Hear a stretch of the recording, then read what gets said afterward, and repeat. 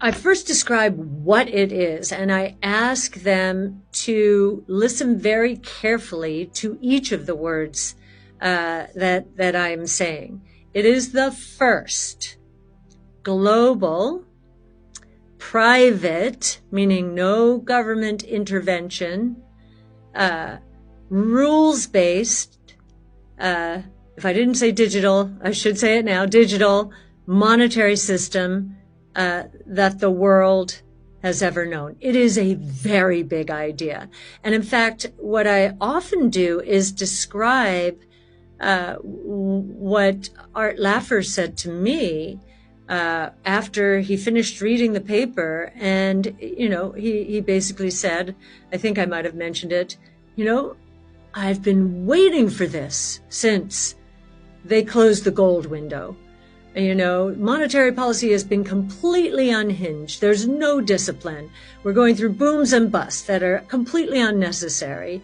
And I did say to him, I said, if we went back to a private money, and I'll get back to how we help people understand this. He was very excited about a private money, but in studying the history of private money in the United States prior to the Fed, 1913, I said, but Art, that was a period of booms and busts. And he said, yes, but they happened very quickly. What we're doing with monetary policy right now, they happened quickly back then without a terrible amount of damage. What we do these days is plug the dikes and make one monetary mistake after another, and we end up in a global, massive crisis that takes years to get over. So that was interesting. And I did say at the time, I said, well, Art, if this is such a big idea, how big is it? And he said, well, how big is the U.S. monetary base, the reserve currency's monetary base? Back then it was $4.5 trillion. Today it's $8 trillion. He said, there's your answer. There's your answer, how big this could be if this is going to become an effective global monetary system. And so we ran with it, and we have not stopped running, because you're right, we have just begun. And it is interesting to note that, we're up to 19 million Bitcoin, and we're going to 21 million. So the scarcity value argument, the store of value, is going to resonate even more, because I believe when the SEC does relent, and it will, now that Chairman Gary Gensler is calling, the controversy around the Bitcoin ETF his personal Vietnam. So he probably wants to get rid of it.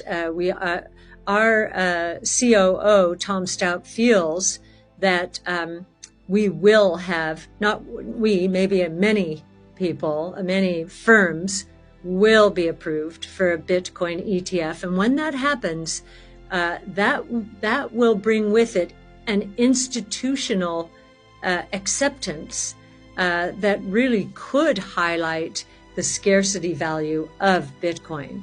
And institutions are not the only story.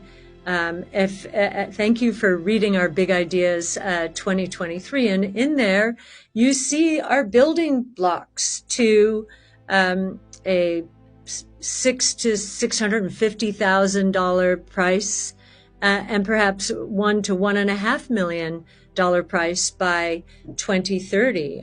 We think most people in the world, at the very least, should have some of their assets in Bitcoin as an insurance policy against confiscation of wealth.